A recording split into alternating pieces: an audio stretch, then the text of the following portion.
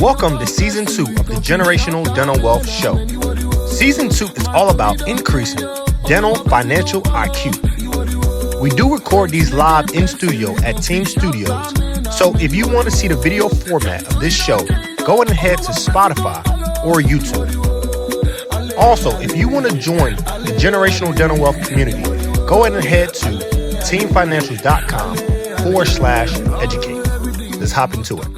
Welcome to Season 2 of the Generational Dental Wealth Podcast. Yeah. My name is Dr. Jermaine Affetti. My name is Kingsley Affetti, CPA. We're so excited to have you back excited. here today, man. It's Season 2. It's Season 2, man. We made it. We made it. We made it, man. Season 1 was a lot of fun. Yeah. We've been recording Season 2 for a few months now, making sure we have the best product for everyone out there. So we're excited how Season 2 is coming into shape, and we're excited to release this to the world. Yeah, definitely, man. We wanted to bring a few extra hands on deck and make sure that we give you all the best version of the Generation of Dental Wealth show, man. So I think you all will really enjoy this season. Man, one thing we really learned from Season 1 and really just like analyzing the data on like who's listening is we're starting to really figure out who is our core audience. Who are the ones that we're really serving, right? And one thing that I've noticed is that the demographic that in which we serve the most are dentists who are business minded. Exactly. Or dentists who are interested in becoming more business minded. Yeah, and it's really speaking to the mentality. It's not just like we talked about a business in the sense of traditional, even practice ownership. A lot of times, it's just, are you financially aware on money matters, on financial matters, and are you willing to take that extra step and really try to be have a hands-on approach of what's going on your financial life, man? So in that vein, just like all of us went to dental school and we learned prosthodontics, we learned periodontics, we learned oral surgery, we learned restorative, we learned all the different areas within dentistry. And now we all self-identified to figure out where do we want our career within dentistry to go. It's the same way I chose to be a general dentist. It's the same way this season we're going to go into different financial topics so you can figure out where does this lie as far as where you want to go with your financial life. Yeah. So we're very, very excited. We're going to be touching on few different topics, and we're going to be touching on practice ownership. We're going to be talking about associateships. We're going to be talking about contracting. We're going to talk about what do you do with your financial resources once you start to accumulate some financial resources. What kind of buckets do you put them in? How do you invest? But ultimately, everything we're going to be doing this season is focused on one main goal. How do you build your generational dental wealth? Yeah, how do you do it? And, you cannot do it without being financially astute. That's taxes. That is knowing, that a practice is an asset. That's knowing cash flow. It's just understanding the dynamics in which, get you to that final destination. You cannot be one-dimensional anymore. We're no longer in school where you get the grade for the work you put in, but now it's so many different factors, so many different variables that ultimately lead to that final success that you have to be aware of, man. And that's what we're talking about when we talk about this journey to generational dental wealth, man. So I'm excited. For sure. Again, just being a general dentist, you have a very good understanding that you have to be well versed in a lot of different areas. Exactly. Right? Like in life, especially when it comes to your finances, you cannot be a specialist. Right? You have to have a little bit of pedo, and you have to have a little bit of periodontics, and you have to have a little prosthodontics in you, right? Myself personally, I don't see younger kids, right? But in that same vein, the areas that I know I don't personally do, I get help in, right? We have some great referrals in Charlotte, and specifically that we're able to now get kids into safer hands. It's the same way in your finances. You should be well versed in every single area, but areas that you don't necessarily feel comfortable in, that's when it's time to get help. Yeah, man, I completely agree. Talking to many different dentists and talking about their finances, different thing like that. Even me as a CPA, I'm always pushing the vein. Hey, if we're talking about investing, if we're talking about stock market, that probably is going to be pointed more towards your financial advisor, right? So even within the CPA world, even when working with dentists, we have to realize that, we have to know where our line is drawn so that we can get, that professional into the best hands possible. So yeah, I'm with you. That's good, man. So in the best way that we know how to, we're kicking off Season 2, hopping into the big topic of income. Let's do it. People have so many questions on how much does the average dentist make? How much does the average practice owner make? Do these numbers actually make sense? What does it actually look like? Yeah. I know myself personally, when I was in dental school, I used to be in class Googling how much does the average dentist make? Yeah. And I used to always try to get more information on what makes sense, but I could never really get clear answers. Even going into my first contract negotiation when I was first came out of school and I was negotiating contracts between two different offices to travel between them. Yeah. Honestly, even to that point, I didn't really know. I was using Indeed as a barometer to figure out what's fair for a dentist, right? Yeah. So hopefully through this episode, everybody can walk away with a little bit more knowledge on how much the average dentist makes and what makes sense for your particular situation. Yeah. Everything we're going to say is prefaced to your geographical location as well as your clinical experience, right? At the same way, somebody in New York or someone in Los Angeles might have a very higher cost of living compared to somebody in Nebraska. Right? Exactly. So therefore, right, just because the number is larger does not mean the dollar goes further. Exactly. That makes sense, right? Makes sense. And the same way that somebody who's been out of school for 10 years, right, or somebody who is fresh out of school or maybe just finished their AEG or GPR, they should not necessarily demand the same in a contract negotiation just because the knowledge in which they bring to the table are completely different. Yeah. So, man, let's kick it off. Talking about just the different varieties of practicing within dental. Just as a salaried employee, I'm making about $126,000 just on average. Like Dr. Ifedi alluded to, right? Big piece of this, right, is take home, right? Not everything that you get promised as a W-2 employee is what you end up seeing at the end of the day. So, for instance, 26,000 of that may just go to covering taxes. You may only get 100,000 of that to go live.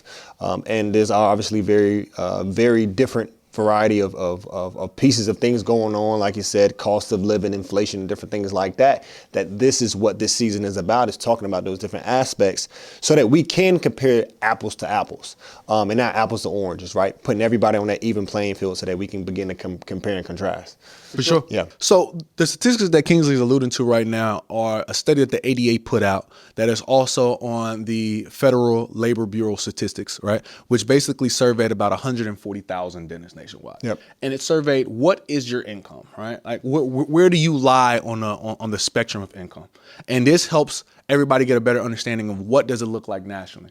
So the average associate nationwide is making about $126,000 a year. Depending on where you're at, that's high, that's low. Just in North Carolina, that's on the lower side for most average dentists. But again, it's all geographically based, right? Yep. So again, in Charlotte, it might not go as far as New York City, right? Or New York City might go less further than Charlotte. Just all depends on where you're at, right? So now we go into practice owners. The average practice owner makes $187,000 a year. Yep. Right? I'm going to put these numbers out here, and because I want to hear your opinion on what these numbers look like and what you see in your practice on a daily basis, right? Yep. And now, a non-solo owner, their average salary is $232,000 a year. So those are the three buckets, right? Bucket number one, associate, $126,000.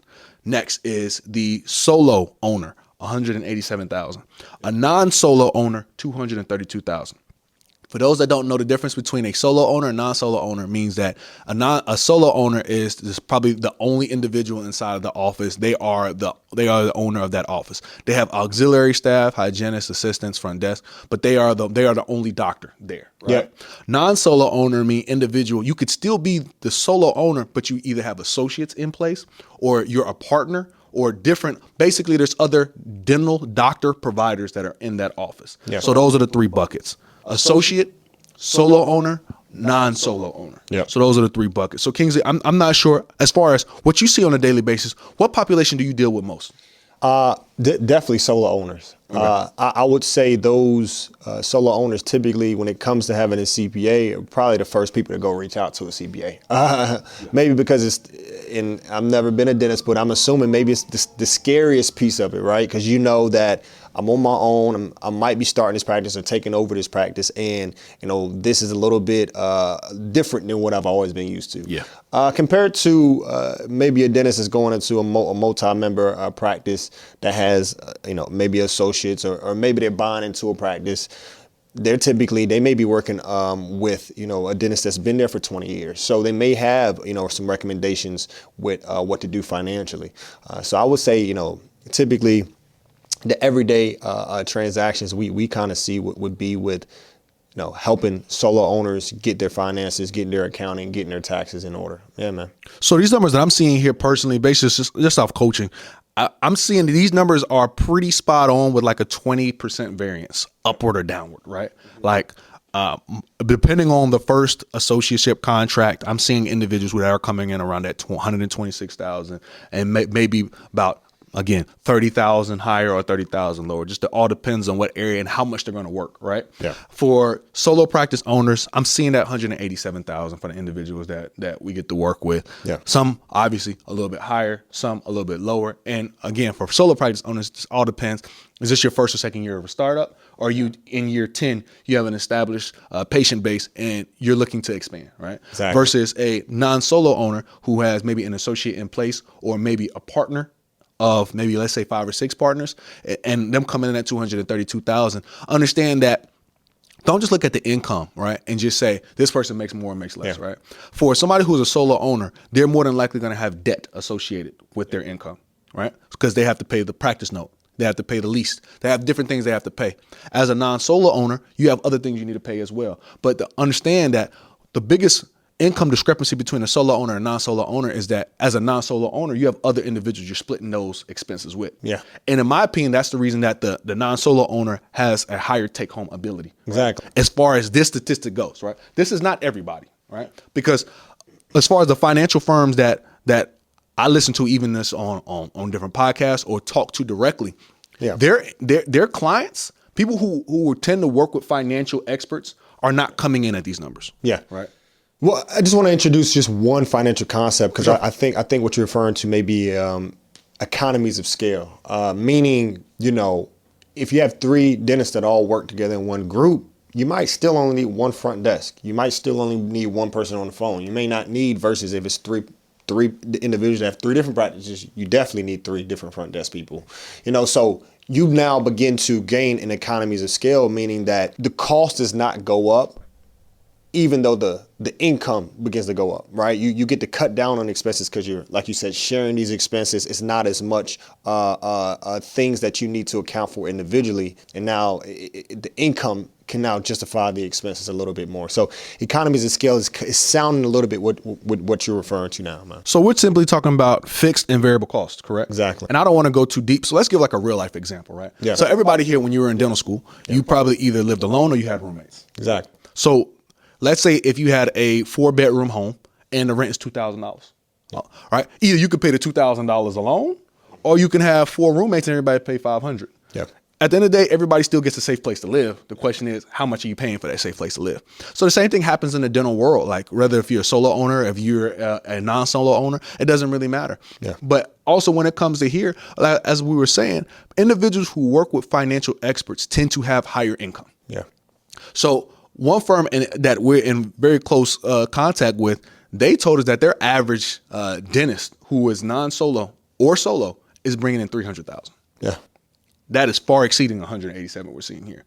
And what that told me earlier on, because I was told those statistics earlier on, even before I graduated, that tells me that, the individuals who tend to engage experts are the ones who tend to have a quicker velocity towards their financial goals, if that makes sense, right? Makes sense. So basically that tells me that people who tend to engage experts are the ones who have a quicker velocity towards their goal. Yep. Those are the ones who will have somebody to help point out the pitfalls, right, as they go. And I always play around with you and tell you that, getting my MBA told me it helped me realize 70% of things, right? Mm-hmm. But that also helped me identify the 30% of things I don't know. So I want to ask you, based off the clients that you work with and the people that you run into at like different state association meetings, have you seen a difference between those who have like expert financial help or those who are just getting into the game? Yeah. So, what I would say the biggest thing, those who go and get, CPA, a financial advisor, things like that, they typically begin to run around circles that really benefit them. For instance, what ends up happening is typically dental CPAs know other practice owners. So we're able to get information from those practice owners and say, hey, like this is what we're seeing across the street. This is what we're seeing down the road. These are some different concepts that you may need to be aware of. Just like the saying goes, if you want to go fast, go alone. If you want to go far, go together. Same thing with getting that financial help, having that financial voice in your ear. At the end of the day, you might be able to piece it together, get information as it comes, Google this, Google that, maybe, check with or cross-reference with a practice down the street. But when you're working with that financial professional, they're typically working with maybe tens or even hundreds of people in your same position. So why not just go ahead and pick their brain, get their ear and say, hey, this is what my practice is dealing with. Collections right now are just not making sense compared to what we're producing. What have you seen? And even though that CPA, that financial advisor may not be in the practice with you, they may say, hey, I talked to Dr. Joe Brown the other day in the same exact situation. This may be something to keep your mind on. This may be an avenue to think of. So long story short, really helps you, like you said, avoid those pitfalls. And it helps you get out of, the situations or the downfalls much more quicker. That makes perfect sense. Yeah.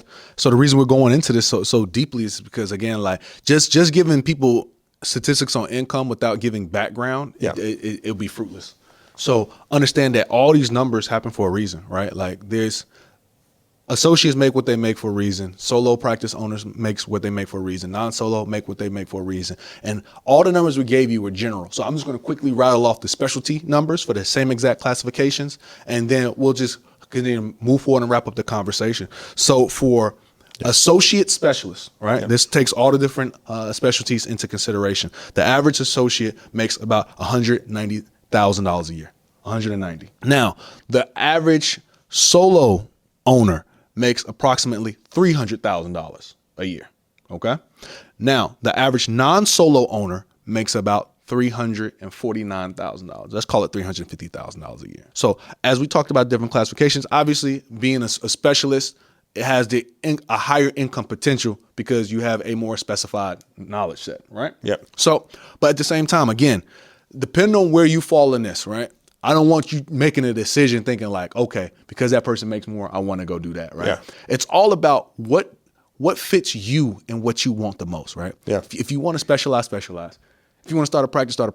If you want to be an associate, be an associate. But again, the one thing that I just felt like I didn't have earlier on when I was going through this journey was the knowledge and the information. Yeah. And I'm hoping everybody here now leaves from this conversation at least having the general knowledge basis of information so they can help make their decision better in the future. Yeah, man, I think you put it all in a good way. And one thing I'll say about this season, and this is what I feel like in my heart what this season is about, taking a concept like income to me on that financial pyramid is honestly just a foundational piece. Reason being, there's so many other factors that affect your quality of life.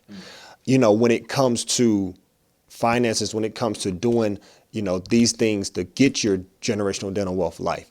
And one thing I'll say is we'll introduce the other concepts, like we said, of how does taxes affect that income level that you're bringing in? How does investing affect that income that you're keeping or that you're bringing in? So I just say that to say, don't be one of the individuals or professionals that think that the income is what produces the outcome. Right. Income is just one variable that we're going to discuss in this season. But I think you've summed it up nice and well, gave us a good foundational launching pad to kind of tackle this conversation.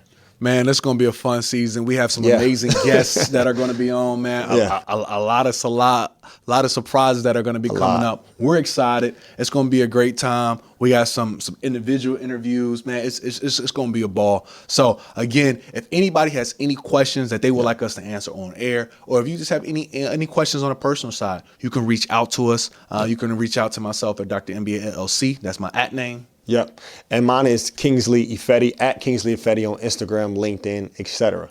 You can always find us. We're excited. This is going to be a great season. So thank you, everybody, for joining us on this episode today. If you need to reach us or you need to send any questions, any thoughts, anything like that, we air questions online all the time on the episodes. You can reach me at Dr. MBA LLC on Instagram or Facebook. Yep, and mine is at Kingsley Ifedi. That's last name Ifedi, and you can catch me on Instagram, Facebook, LinkedIn, etc. And one more other thing we want to throw out there, we really want to stress to you all, man, community is what helps you go far. So we want to invite you, go ahead and join the community here of people who think, walk, talk generational dental wealth. And you can go ahead and visit us on the website at it's teamfinancials.com/community. All right, that's teamfinancials.com/community. And we want to invite like-minded people just like you to come and hang out with us. It's going to be an amazing season. Thank gonna you be everybody awesome. for y'all's time. Peace. Peace. We gon' fish out.